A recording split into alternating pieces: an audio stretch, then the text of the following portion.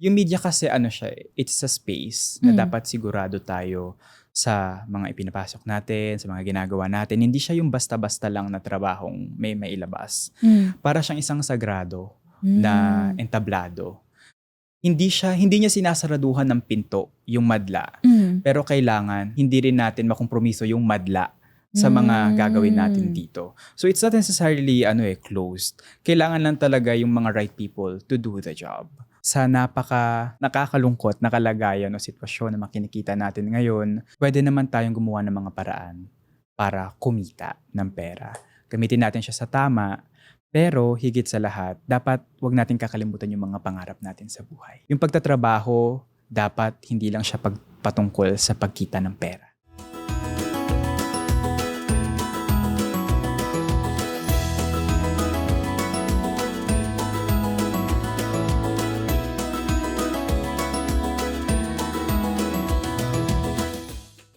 Welcome back to another day of Kayod at malapit sa puso ko ang topic natin today. Dahil ang guest natin ay galing sa parehas na industriya, which is the media industry. Welcome sa aming munting podcast, Arles. Hello everyone. Ang ganda ng ang ganda ng boses. Very media ka dyan. Yeah, so my name is Arles.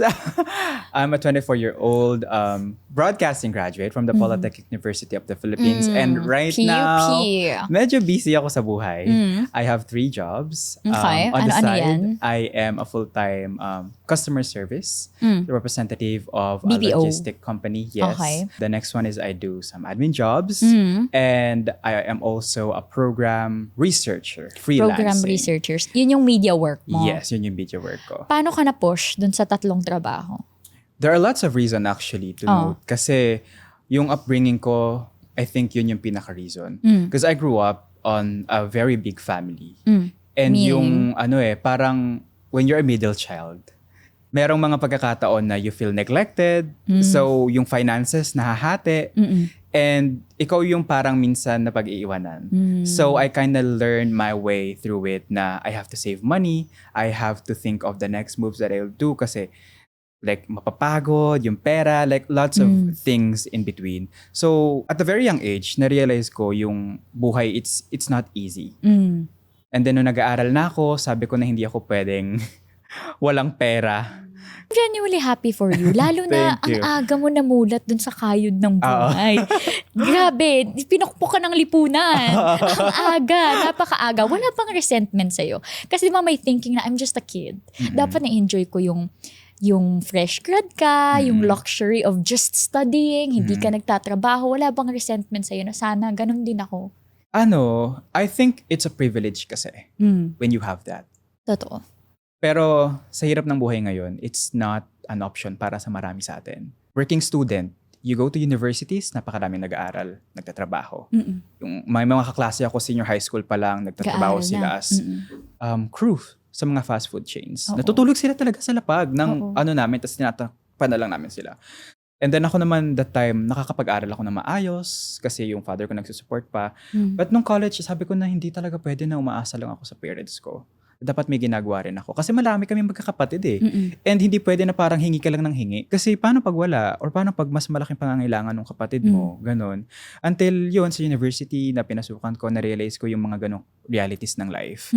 Na swerte yung mga tao na hindi ka kailanganin magtrabaho para lang makapag-aral. Pribilehiyo siya. Pribilehiyo siya. Hindi siya actually, hindi siya norm. Hindi siya, nagiging norm na siya actually ngayon na, na yung ganong setup ng mga working student when it shouldn't be. Kasi right natin siya na makapag-aral and mag-focus lang doon. Pero dahil sa hirap nga ng buhay, kailangan natin mag-adjust. Ano yung itsura ng week mo na meron kang 3 trabaho? Yeah. Okay. So, my full-time job is a regular 8 a.m. to 5 p.m. job. Oh. Monday to Friday. So, saan kayo isasingit yung iba? Totoo. Paano? Natutulog ka pa ba? Yeah. I love it. Okay, so, paano? I mo start ginagawa? my day doing my 8 to 5 job. Yun yung talagang nag-office ako. I take calls, resolutions, and then lunch, and then 5 p.m. uwi ako ng bahay. And then, after ng 5 p.m. shift ko, doon naman ako nag-i-start na gawin yung mga script na pending sa akin and yung mga voice-over, ganyan. Yun yung sa second job ko. So, minsan gabi siya kinakailangan, di ba? Like, nakapabor talaga siya sa akin. Swerte ako doon sa area na yon. And then, yung freelance ko naman sa program researching is hindi siya palagian. May mga times lang na kailangan, maka-shoot tayo na ganito, makahanap tayo na ganito. So, depende talaga sa schedule ko. And we shoot that on Saturdays and Sunday, which is day off ko sa full-time job ko. But, hindi naman sa pero flex ko lang na I can still sleep 8 hours a day. Nakakatulog siya ng 8 hours a day. Paano? Teka lang, iniisip ko 8 to 5. Yeah. Sa gabi, magtatrabaho ka. Yeah. I finished my script at like an hour or 2.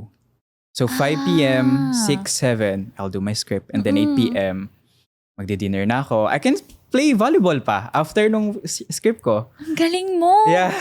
Siguro hindi ka nagpa-procrastinate at nagtitiktok in the middle of I do. Just a regular kid. Yeah. Ginagawa ko siya like as in normal. Ang mindset ko kasi ay yung oras ng tao ngayon, it's gold. Like sabi nga nila, time is gold. It is.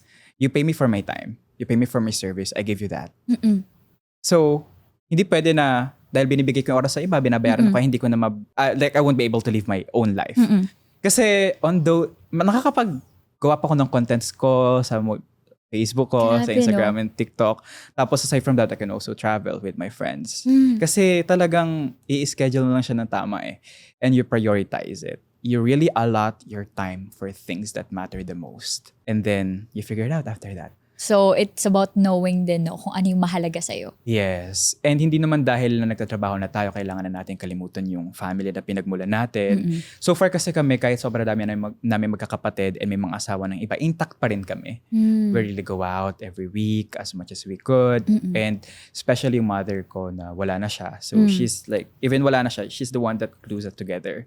Like we go to her, sa cementerio, ganyan. And then we have like merienda, picnic, ganon. I really get that. Yeah. And just to pahabol lang na kapag you lose someone in your family that is very important, parang mas nagiging close pa kayo, diba? I also experienced that during the pandemic. Yung ganda, nasa-strike mo pa rin yung work-life balance na ganon. Kasi lagi yung pinag-uusapan na minsan namimili ka na lang ng work or yung buhay mo outside of work. Pero ikaw, napagsasabay mo siya, nagagawan mo siya ng paraan. Hindi ko alam pero mas nabubuhay ako sa ganong setup. Kapag wala akong ginagawa, parang nadadown ako. Ang common ng ganyan, parang yung henerasyon natin, we're so restless. Na parang kailangan may ginagawa tayo all the time na productive. Actually, may study nung nakaraan na sinasabi nga yung mga Pilipino or yung mga Gen Zs, mas pinipili na maraming ginagawa or kinabibisihan sa buhay. I think it's also because of the quality of life that we have here. Kasi mahirap na yung buhay ngayon, di ba? Nabanggit ko kanina. And yung cost of living natin patuloy na tumataas. But yung generation natin, mas nare-realize natin na hindi nakasasapat yung isang trabaho. Hindi siya nakabubuhay para sa lahat ng pamilya. And yung mindset na parang yung ibang mga company that they just exploit their people, then that's it. Na hindi man lang nila kino-consider na nakakasapat ba yun? Like, ilan ba silang magkakapatid? Like, mabubuhay ba sila? So, yung generation na to, mas gusto natin na we want more. Kasi kung nabibigay sana yon ng mga kumpanya, mas nakabubuhay yung minimum wage natin. Hindi naman tayo maghahanap Hindi tayo maghahanap ng iba But it isn't. It doesn't. So what do? We resort to that. Having multiple jobs, balancing it out together, compromising one after the other, and then bahala na. Minsan may stigma sa racket. Yeah. Ako personally, in my family, hindi nila nakikita na meron akong proper na trabaho dahil ang dami kong ginagawa. So parang fini-freestyle ko yung buhay ko by having a lot of jobs. May ganun ka bang experience? Freestyle? Oo. Yung ganung stigma na yun. Hindi naman siguro. Kasi yung relationship ko sa family ko, hindi siya, yung growing up hindi siya ganun ka-intact. Naging intact lang kami after my mother died. So, yung camaraderie namin together as siblings, hindi siya yung gano'n na parang, super sweet, gano'n. Hindi naman siya gano'n. Hindi ko rin fini-freestyle yung life ko kasi parang I think sometimes, yung pag-freestyle ng life, it can be a manifestation of neglectfulness din siguro para sa ilan sa atin. Kasi naaapektuhan mo na yung iba. Like baka maging burden ka naman sa iba. So dapat balance talaga siya, at least on my side, na parang pag pumili ka ng isang bagay na gusto mong gawin sa buhay, dapat walang magbubuhat ng responsibilidad dahil nakakabigay ka ng problema. Alam mo yun? Like, dapat in sync talaga siya. And I have this thinking in my mind na dapat harmonious siya lahat. The way I do it with my family, with my friends, with my work. Dapat talagang siya. Hindi ko siya freestyle. Talagang dapat well-coordinated siya. Kasi I believe it also compromises yung natin, yung relationship natin with others. Dapat, meron akong thinking na dapat kahit marami tayong trabaho, we don't burn bridges, diba? With our friends, with our family, and then yung time natin to recharge, diba? Minsan yung family din natin yon. Pero minsan, dahil nga busy tayo, ang kalat ng mga gamit natin sa bahay, ang dami natin mga hindi nagagawang chores sa bahay, siguro dapat mag-adjust din tayo and magbigayan. Magka-age lang tayo. You're 24, no? Yeah, I'm 24. I'm 24 also. Magka-age lang tayo, pero ang dami kong natututunan sa'yo. We are two completely different people. In terms of, ikaw strategic ka when it comes to, okay, ano yung next step ko? Yeah. Kahit wala pa ako sa step na yon, pinaplano ko na yung next. Hindi ako ganun. But maybe I should try to be more like that. Medyo titignan ko pa kung ano yung next step ko. Pero right now, nandito ako sa step na to. Ang ganda. Ano siya, parang step-by-step process. Meron ako kasing mantra na sa sarili ko na hindi bale ganong kaliit yung hakbang as long as merong progress. Makakarating din tayo dun sa paroroonan. You know, funny thing, I started to dream when I was a kid. I just wanted to be a maid. Yaya. Kasi at 5 years old, nagwawalis na kami sa bahay. Tinuturuan ako maghugas, ganon. Kasi strict yung parents ko growing up Kailangan malinis yung bahay. Kailangan malinis yung bahay. Sabi ko, gusto ko maging yaya. Kasi yun yung mga teleserye nung bata tayo. Napapanood natin. Yung mga yaya na, ganon. So sa akin naman parang, nahiligan ko maglinis ng bata ako. Ganon. Tapos, hanggang sa nag-jump na ng iba't ibang work. Gusto ko maging gusto ko maging seaman. Sabi ng nanay ko, hindi naman ako magaling sa math. Test nga ako kailangan sa math ba magaling sa math kapag seaman? Diba yung mga navigation, yung mga ganon. May test ako sa math Sorry, may hard feelings pa rin ako na. Gano'n. Tapos yun, doctor, until yun, napadpad na lang ako dito sa media industry. Dahil din sa campus journalism. Yun. So hanggang sa kung ano nang ginagawa ko rin sa buhay. Like, I gave myself time to figure out life. Gano'n. Siguro sasabihin ng iba, kapag kabata ka, pwede ka pang mag-experiment, ganyan-ganyan. Siguro privilege din yun talaga. Totoo. When you can make mistakes and then start from scratch again, that's a privilege. Not everybody can do that. Marami sa atin yung sinasantabi ng mga pangarap nila sa buhay kasi kailangan nilang akuin yung mga responsibilidad. Diba? So, that's just sad. I think yun yung another difference with me kasi bunso ako. So, grabe yung alaga. Yeah. So, ngayong working na ako, dito ko palang finifigure out. Dito palang ako sumusubok. Ikaw kasi ang aga mong namulat. Ang aga mong kailangan i-figure out ko na. And yun din yung isang magandang bagay, no? Like for people na getting there pa lang, nasa early adulthood or nasa adulthood, we have time. Hindi dahil na medyo late bloomer tayo, ay parang madedelay na tayo. Hindi siya ganun yung life. Kasi meron tayong kanya-kanyang pinagdadaanan na buhay. Meron tayong kanya-kanyang way, may kanya-kanya tayong direction. But what's more important din siguro is to find kung saan ka talaga papunta. Pero I'm curious, the pressure, nabanggit mo na ikaw yung backup, pero wala kang backup. May mga araw ba na grabe yung pressure, grabe yung bigat ng ganong responsibilidad? Oo, meron talaga siya mga ganong araw. Pero lagi ko din iniisip na ano bang options ko? You name it. Ano bang options ko? O yung backup, ganon. So hindi siya parang pwede rin pagduelan kasi mauubos yung energy mo. So you just go with the flow muna kung anong meron until when you feel like enough is enough. You go your way kung ano na talaga yung gusto mo. Pero yun nga, nakakatakot kapag ikaw yung backup. Kailangan maging matatag ka, kailangan meron kang pera kahit pa paano. Kasi hindi mo rin masasabi kung anong darating talaga sa life. Totoo. Pandemic, di ba? Di natin inaasahan yun. Oo. Di ba? Tapos ngayon na parang kung ano-ano yung mga sakit na lumalabas. Tapos sabi pa nila pala kasi na pag nag-age ka ng 25 to 27, dun mag-i-start yung mga sakit mo. Talaga? Oo. So, huwag mo naman akong tinatakot ng ganyan. Kaya kumuha ko ng mga ng iba't ibang mga safety nets din for my siblings. Ganon. Kaya nga actually, maraming taong rumarakit din talaga. Yes. Kasi kahit kapag isa yung trabaho mo o dalawa lang, Oo. paano pag nawala? Totoo. Paano ka? Paano yung mga sinusuportahan mo? Totoo. Buti sana kung ikaw lang. Mm-mm. Paano kung may sinusuportahan kang pamilya, di ba? Yeah. Oo. And actually, nakakatakot din yung ikaw lang eh. Kasi paano? Babalik ka sa bahay nyo, gano'n, Oo. or magiging sakit ka sa ulo. Mm-mm. And isa pa yon sa mga ayaw kong mangyari sa akin. I don't want to be a liability. That's why I'm building myself na ngayon pa lang. Kasi gusto ko yung mga kapatid ko, pag nakapagtapos na sila ng pag-aaral, nakafocus din sila sa sarili nila. Will also build themselves na hindi naka-rely, ganito.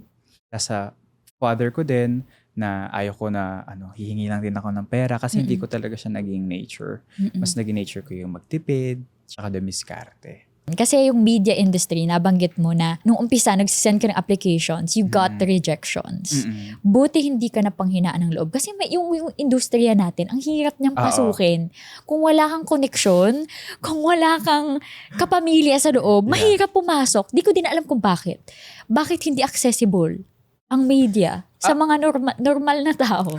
Diba? Actually, sabi naman nila, bukas naman daw ang media para sa lahat. Meron nga, di ba, ang pinagtatalunan yung mga tao. Is media, made by the people, or does the media shape the people? Yung mga ganong bagay, di ba?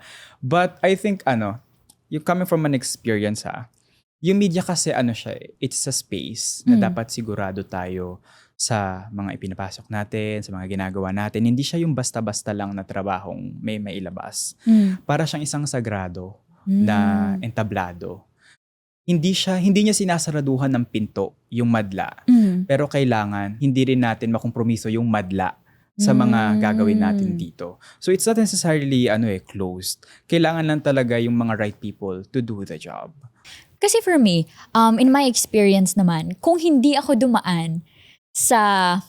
I work as a courtside reporter. Kung hindi ako dumaan sa UAP, feel ko mahirapan akong pasukin ang industriya. Yeah. Coming from an engineering background, tapos nag-apply ako sa industriya, mukhang mahihirapan ako. Oo.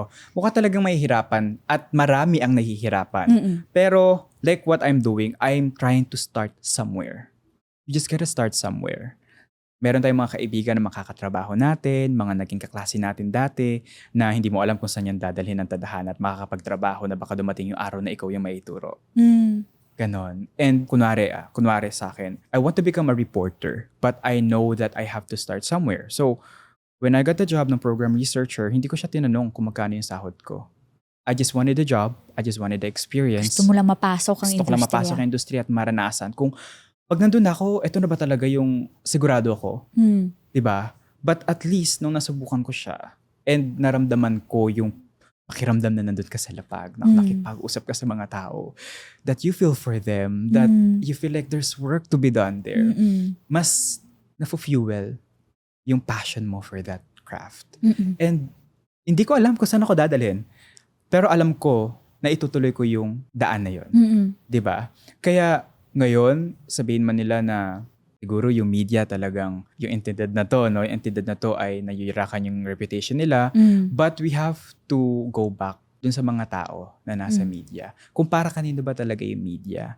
Para sa mga tao na nangangailangan ng tulong, para sa mga walang boses, para sa mga hindi pinakikinggan, at sa mga hindi tinitignan. Pag-usapan natin yung pros and cons niyan. Okay. Ano yung mga pros and cons sa media? Bilang tayong dalawa ay nasa media industry, i-unpack natin yan. Okay, simula tayo sa pros. Okay. Pros, I think, siya, yung general public natin, hindi nila kita yung nasa likod ng camera, Totoo. yung mga nangyayari. Totoo. So that is a pro. Kasi siya nakikita mo yung parang yung ugat ng mga bagay, kung paano ginagawa yung isang content, kung saan siya nagsisimula lahat bago siya i-present sa public.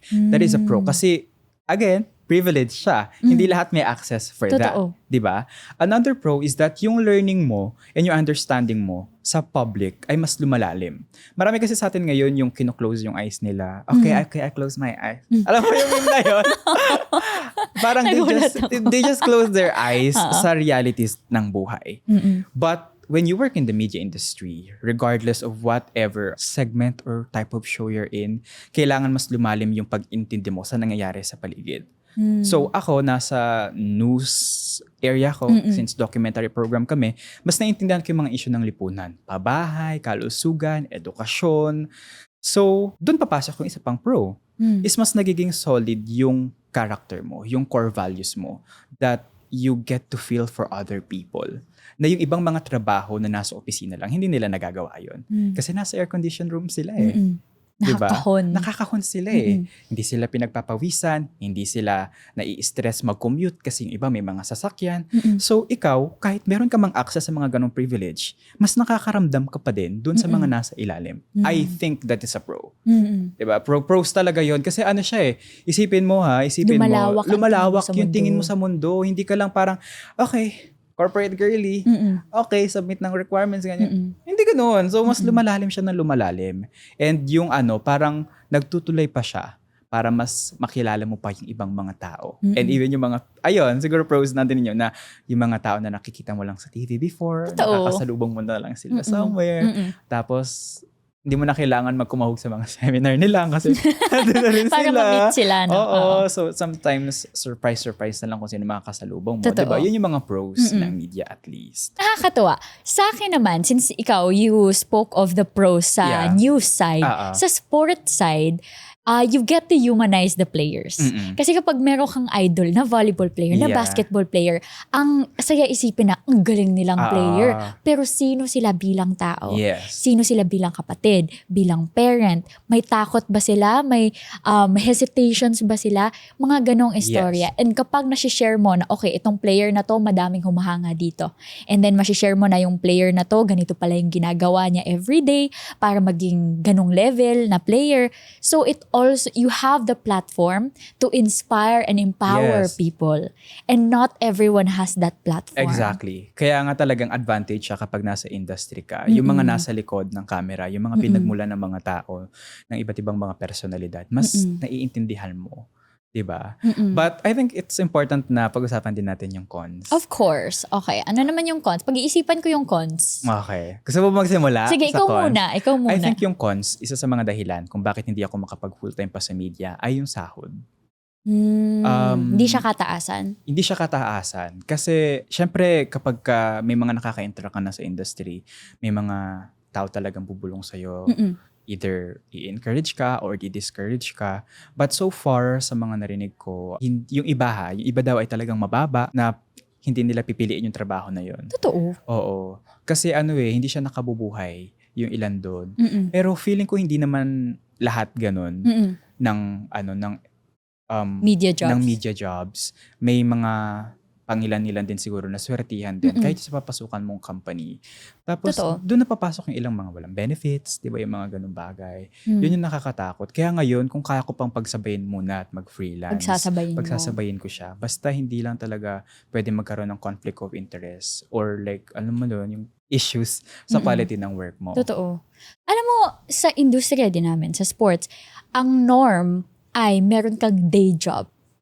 Hindi pwedeng wala. Magugulat pa nga sila. Isa sa mga unang tanong na nabibigay sa akin kapag may nakikilala kong bagong anchor, bagong analyst, sasabihin nila, what is your day job? Kasi kailangan meron ka. Hindi pwedeng yun lang ang trabaho mo. Dahil alam ng mga tao sa industriya na hindi talaga kaya na yun lang yung pinagkukunan mo ng income. Kaya nga yung iba, yung mga kakilala ko, yung batchmates ko, when we graduated, they were able to infiltrate the industry. But a year later, 2 years later, they left kasi sabi nila na kulang daw yung kinikita nila, ganun. Pero siguro isa yun sa sad realities talaga. Bakit kaya? Wala din akong sagot. Yeah. Pero bakit kaya? Ako rin na lang sagot. Isa yun, wala kaming sagot parehas kung bakit kaya? We just know the issue, but yung reason is he is still unsure. Kasi kahit anong nasa news, nasa sports, ganun Bakit? Di ko alam. Pero pwedeng mangarap. Malay mo, di ba? Malay mo magbago in the future. Tayong nasa media, parang kung kailan walang trabaho, kunyari holiday. Di ba? Kung kailan holiday para sa mga tao, doon tayo magtatrabaho. Oo. Kasi we have to entertain them or like at least occupy their space na na free sila. Para makapanood and makakonsume din ng mga inilalabas nating stories. Oo. So may ganun din tayong con. Yeah. Nabubuhay tayo kung kailan sila nagpapahinga. Tsaka alam mo pala, quick chika lang. Alam ko kasi ngayon na nagtatrabaho na ako little by little sa industry. Parang nakaka-aliw siya na nakakaiyak. Kasi when I started documentary filmmaking, I just started with my own produce. Like I do everything with my phone. Ako nagsusulat. Ikaw din nag-report? Ako nag-voice over, ganun. Talaga. Kasi wala akong access sa kunwari, wala akong pambayad sa mga kaibigan ko para mag-camera, ganun. Doon meron akong best friend na katulong ko mag-produce ng mga ganun at times, pero hindi rin naman siya laging available. Totoo. So may mga times na ako pa rin. Tapos nung nakapasok na ako sa industry, dahan-dahan, kahit freelancing, masaya na talaga ako. Kasi isang trabaho na lang or like designation na lang yung gagawin ko, tapos may mga tao na sobrang gagaling. Totoo. Sa craft na yun, like camera operator, like writing, like oh my gosh, like so, napafascinate din ako dyan. Napafascinate ako doon, promise. Mayroon akong isang gig nung isang araw, tapos nakita ko may isang team sa audio, may isang team sa video, isang team sa set, isang team sa writing, at nakakatuwa to see all those people working to make this 3-minute video happen. Diba? Kasi yung mga tao nakikita yung 3-minute video na yun na. Pero yung mga tao behind that, yung oras, ilang weeks nilang ini-edit. Tinabaho. Oo. Diba? Meron pa nga yung mga, alam ko may mga stories na tumatagal ng ilang buwan, ng isang taon bago umere. Ang dami nangyayari talaga pagdating sa media. Pero as a consumer din, kasi bukod sa media producers tayo, consumers din tayo at some point. Totoo. So, mas nakikita natin yung lente ng media sa ibang pamamaraan. Yung iba, they can just like, watch it. Ay, ang ganda nito, parang ganyan-ganyan.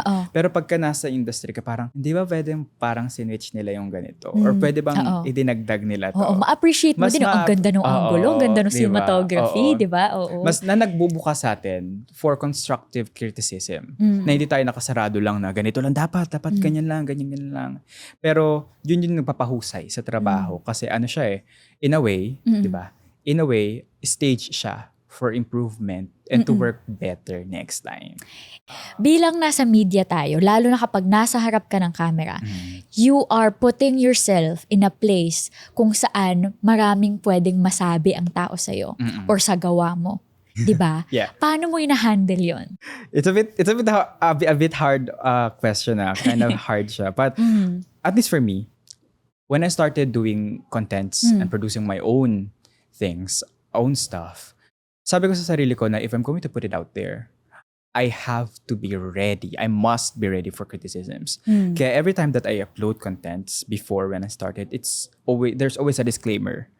Open for criticisms. I always put that. Kasi when we are producing contents, meron tayo kanya-kanyang styles. Meron tayo kanya-kanyang approach and kanya-kanyang techniques to execute such. So, hindi talaga natin may iwasan na yung iba na mas gustong ganito, mas gustong ganyan. Ganun dapat dito. Yeah, it's all about preference. But despite having different preferences, what's more important is yung sensitivity nung content na pinoproduce natin. Kasi minsan, mas nagiging self-centric yung mga contents na pinoproduce natin instead of our goal to offer it on the general public. Personally for me, isa yun sa mga bagay sa industriya na nakakatakot. Oo, kasi minsan, before you open your mouth, ang itsura mo, especially as a woman in the industry, di ba? Ito mo yung nakikita muna nila. And being in the industry, you put yourself in a position nga na maraming masasabi ang tao sa'yo. That was something I wasn't ready for. Kasi ako, childhood dream ko maging courtside reporter. Naglalaro din ako ng volleyball. So kapag high school, nagsasabi ako, Soy Baguio, serving. Gumaganyan ako. Tapos, kaya nung sabi ko sa sarili ko, pagpasok ko ng UAP school, mag-a-apply ako ng courtside reporter. Akala ko di na mangyayari kasi nagka-pandemic, di ba? Tapos biglang sa last semester ko, nagpalabas ng auditions. So, nag-send ako. Sabi ko, okay, pag natapos yung thesis ko, magsisend ako auditions. Tinapos ko nga yung thesis ko, tapos nag-send ako ng auditions. And then, it happened. But then, I wasn't prepared sa public aspect nung trabaho. Because ang saya na you get to listen to their stories and then you get to report them. Pero yung public attention sa social media, hindi ako ready for that. Magko-comment on how your hair looks, kung yung kulay mo, yung suot mo, hindi ako ready for that. And honestly, 2 years into the industry, I'm still trying to handle it. Oo. Pero, yung mga ganun, ako na yung magtatanong sa'yo. Like at least, on a shared experience, paano mo siya dinadigest? And how do you filter out what you think it's valid or not? Isa sa best advice na nabigay sa akin in this industry is you stay level all the time. Pag binigyan ka ng compliment, don't allow yourself to be too high. Dito ka lang sa middle. When you get a really bad comment, you don't allow yourself to be too down on it. You stay in the middle. Meron pa nga mga pagkakataon, di ba, yung iba tinatanong ka, hindi ka ba natatakot? Di ba? Nakakatakot diba? talaga. Nakakatakot kasi talaga siya. Talaga, oo. Sometimes nga naisip ko, it's not even a valid question kung nakakatakot or nakakakaba gawin yung trabaho. Kasi it is. Oo. Meron tayong mga iba't ibang, di ba, standard. Totoo. Or like quality ng work na kailangan natin maibigay. Continuous siya. And even sa BPO job ko, ganun din. Sa admin job ko, ganun din. Talagang meron tayong mga ginagawa sa buhay na magdadalawang isip ka man na tama ba yung ginagawa ko, ganyan-ganyan, mali ba? Pero yung willingness to learn, mahalaga din yun sa mga tao. Alam mo, when I started having these 3 jobs, nagtataka nga ako talaga kung paano napagsasabay ng iba. Not until nung ako na nakakapagsabay, di ba? Kasi meron talaga tayong mga parang gray areas where we can learn something. Ganun. Tapos parang nagdire-diretso na siya hanggang ngayon.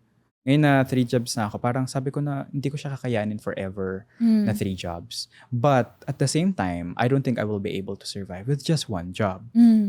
Di ba? Ganon. No? Ang hirap. Ang hirap ng dilema mo, no? Tapos meron pa ngang mga pagkakataon din yung iba na naghanap din sila ng work.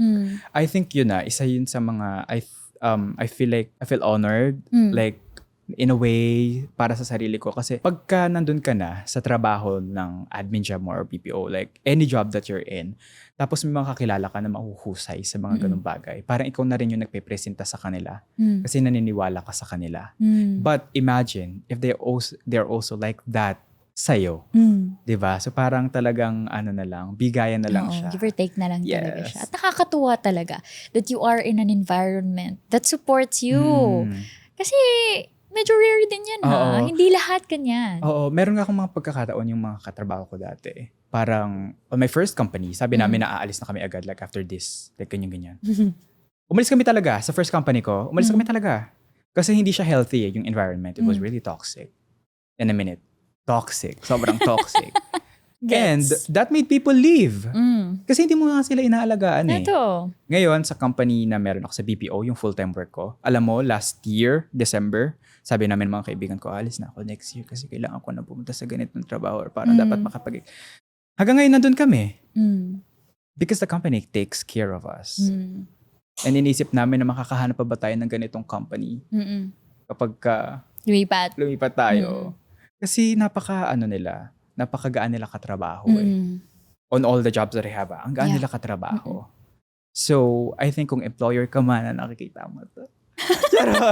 Hindi kasi alam mo ngayon sa Gen Zs, pag kami mga nakakausap ako na mga mas nakatatanda, parang minsan natatakot daw sila na punahin yung mga kabataan. Yung mga Gen Z kasi daw baka daw ilabas sila sa social media, ganyan-ganyan. I-cancel, ganun-ganun.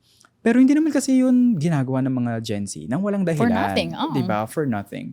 May mga kakilala ko na parang sasabihin nila na pwede kasi kayo mag-job lang from one job or another Of course. Kasi hindi naman kami dito na-appreciate yung work namin Diba? Kaya aalis na lang ako. But the company has to think of diba? Of the result of what they're doing. Actually, laging nakikita yan sa social media. Yung mga Gen Z in a workplace. Diba? Yung attitude nila of wanting more. Yes. But what is wrong with wanting more? Nothing's wrong with wanting more. But definitely nothing's wrong for asking what's right and what you should have. Tama. Diba? Sa workplace. Hindi mali na meron kang standard sa kung paano ka tratuhin. Exactly. Actually, you should have a standard kung paano ka tratuhin. And especially ngayon sa 'di ba, early adulthood, ganyan.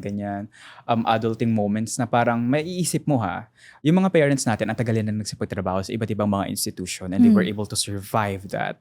Pero kasi nagbabago yung yung dynamics ng mga corporate companies na umuusbong. 'Di ba, meron nga mga freelance, ganyan, may mga free transpo, ganyan. Pero at the back of all of it, dapat sinisigurado nila na naaalagaan nila yung mga tao. Yep. Oo. Lalo kami mga Gen Z, hindi kami na natatakot na mawalan ng trabaho minsan. Like, I think I can proudly say that at least on my channel na yung makakilala ko. Hindi kami natatakot mawalan ng trabaho kasi we have this thinking na kilala natin yung mga sarili natin na we always put out our best when we do our job. So, if you don't like me, okay. So, sa akin din, ganun, personally. Pagka nakuha mo ako sa team mo, you're lucky. Kasi I always exhaust all my resources to deliver. To do this job. Yeah. So, pag tinanggap mo ako or inalis mo ako, I think that's your loss. Grabe na, makikita mo dito how important, how vital yung workplace. Oo. Kasi naalala ko nung nag-start ako ng BPO, nung hindi ako in-absorb ng internship ko, nung unang first month ko, as in, sinearch ko lahat ng popular na BPO company. Tapos tinignan ko yung salary range nila. Mataas? Hindi. Tapos nag-reach out yung kaibigan ko, open kami dito, perfecto sa mga working student, ganun. Akala ko, baka front lang yan, ganun. Napakalaki ng difference ng offer. And take note, it's a much smaller company. Pero mas competitive yung salary nila. Tapos tama pa yung workplace. Pwede yung phone sa loob, ganun. If you will ask yung mga call center agents kung pwede yung phone sa kanila, sabihin nila hindi.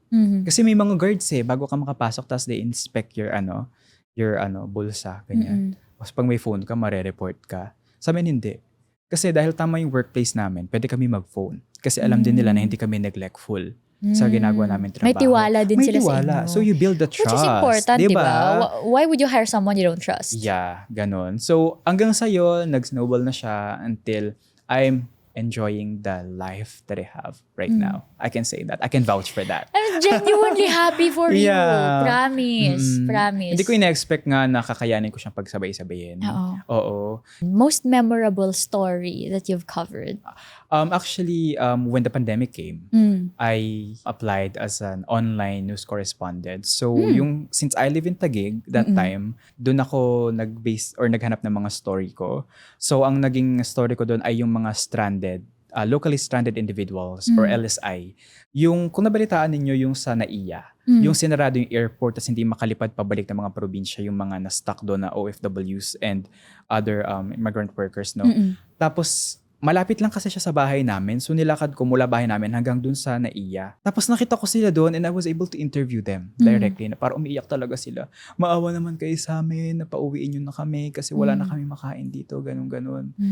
Mga ganong story. Tapos, I also produce a documentary na tungkol siya sa isang magbubuko. Doon lang din sa area namin na magi-start na yung online classes. And, of course, kailangan ng phone. Kasi online yung klase. So, ginagawa niya, araw-araw, nagbebenta siya ng buko and buko juice. Tapos gamit yung sidecar niya. Nagtataka ako kasi parang nadadaanan ko lang naman siya before ganun. Pero, sinubukan kong tumayo sa tabi niya. Pagkabili ko ng 5 piso kung buko juice. Sabi ko, Kuya, kamusta naman kita? Pandemic.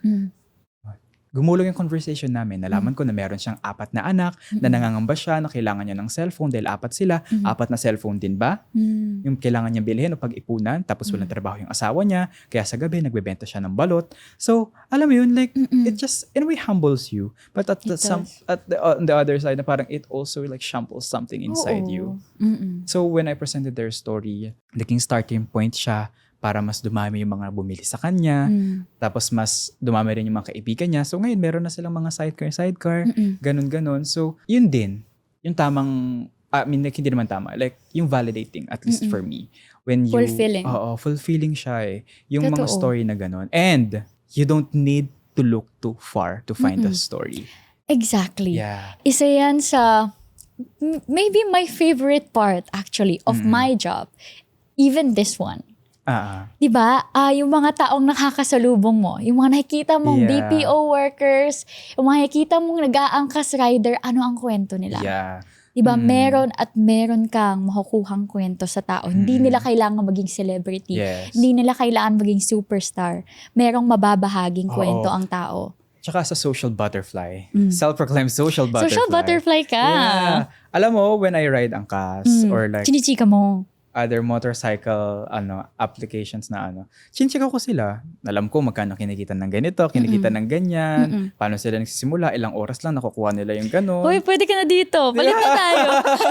Kasi siya parang hindi naman kaiba yung mundo mo sa kanila. Totoo. You just have this advantage to share their stories. So, bakit hindi mo bigyan ng pagkakataon yung sarili mo na mas malaman pa yung kwento nila? Or kunwari, pag bibili ako sa ng lutong ulam.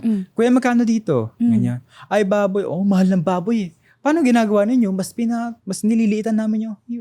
So like, there's just lots of story na mapupulat mo. Or minsan, maglalaro ka lang. Ako, isa pa to sa mga nilalagay ko, ginagawa ko para sa sarili ko na mas maintindihan ko yung mundo. Meron ako recently na sinimulan after, nung summer, nasabi ko sa sarili ko na after my 8 to 5 p.m. shift, hindi pa ako maglalaro ako ng volleyball doon sa open space sa area namin. So, ang dami ko nakikita mga senior high student, mga ganyan-ganyan.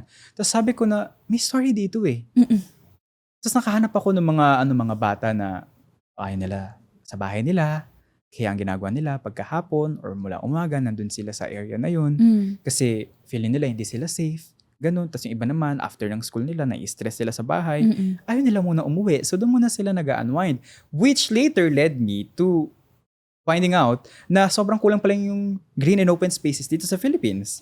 That's why yung government nagalat like 1 billion ata last GAA na makapagawa na mas maraming open spaces. So, alam mo yun, like, bago pa dumating yung big stories or lumabas, like nandun ka na. Dito nagsisimula. Dito nagsisimula sa ground. Totoo. So, hindi ka napapagod kasi everyday there's new story too. Kahit nga kanina bago lang ako pumunta. Sobrang nonchalant yung kuya, ganun, hindi siya nagsasalita, ganun. Pero nung nagbayad na ako, sir, wala kasi ako talagang barya eh. Kakastart ko lang, tagal pa ba ka nagdadrive? Ganun lang. Talagang nagpo-flow lang siya. Siguro, mahalaga din yung hindi mo tinitignan yung sarili mong kaiba sa kanila. Hindi ka mataas. Totoo. Hindi ka ganun kababa, pero level kayo. Katulad nga nung sinasabi mo. Kasi the more na you think highly of yourself, yung mga kapwa natin kumakayod sa buhay, mas nararamdaman nila yung detachment sa isa't isa. Totoo. Kaya nga pansinin mo, mga security guards natin or yung mga service master or yung mga utility persons natin, tawag nila sir, ma'am. And when you're addressed in that name, ng mga normal workers natin na gano'n, they think na parang mas mataas ka na agad sa kanila. 'Di ba? Kasi kahit pansinin natin yung sarili natin ako, hindi ko tinatawag na kuya or ate lang yung mga gano'n. Mas tinatawag ko sila sir, ma'am. Kasi hindi naman kami kaiba. Tawag niya sa akin sir, tawag ko sa kanya sir. Okay? Like, 'di ba? Hindi ko ate. Kasi minsan nagkakaroon siya ng hierarchy. Sa pagkayod natin sa buhay. Subconsciously, nakakagawa tayo ng mga ganong structure na divide pala sa atin. 'Di ba? Bakit hindi natin pwede bang tawagin na ma'am yung utility natin or yung mga servidora natin sa restaurants? Like, 'di ba? So maybe in that way, they will feel validated na hindi rin naman pala talaga nalalayo yung buhay. Kasi bakit? Hindi mo naman makukuha yung isang bagay na to kung hindi rin dahil sa kanila. Totoo. Kung kakain ka sa isang fast food chain, you won't be able to eat that without the workers, yung mga service crew, di ba? Hindi ka makapunta sa isang place or the other kung walang mga driver. So, it's just a give and take. And from there on, marami ka ng stories na mahahanap. And yun, mas makikilala mo na yung sarili mo. Totoo. Walang nauuna, walang nakakaangat. Kanya-kanya lang talaga kayo ng biyahe. Just to wrap our conversation up, ano ang advice na mabibigay mo na pag-usapan natin na hindi lang ikaw ang meron 3 trabaho or more? Anong advice na mabibigay mo? Kasi alam mo na mahirap at nakakapagod, di ba? Anong advice na mabibigay mo? Alam nyo, kapag nag-aaral tayo o pag lumalaki tayo bilang mga individual, meron tayong iba't ibang mga kwento at pangangailangan. Pero sa nakakalungkot na kalagayan o sitwasyon na makinikita natin ngayon, pwede naman tayong gumawa ng mga paraan para kumita ng pera. Gamitin natin siya sa tama, pero higit sa lahat, dapat wag natin kakalimutan yung mga pangarap natin sa buhay. Hindi dahil kumikita o nakasasapat na, abandonahin na natin yung isang lugar na pakiramdam natin. Totoo tayo, tao tayo. For you, media yun. For me, media yun. And hindi ko susukuan yung pangarap ko na yun.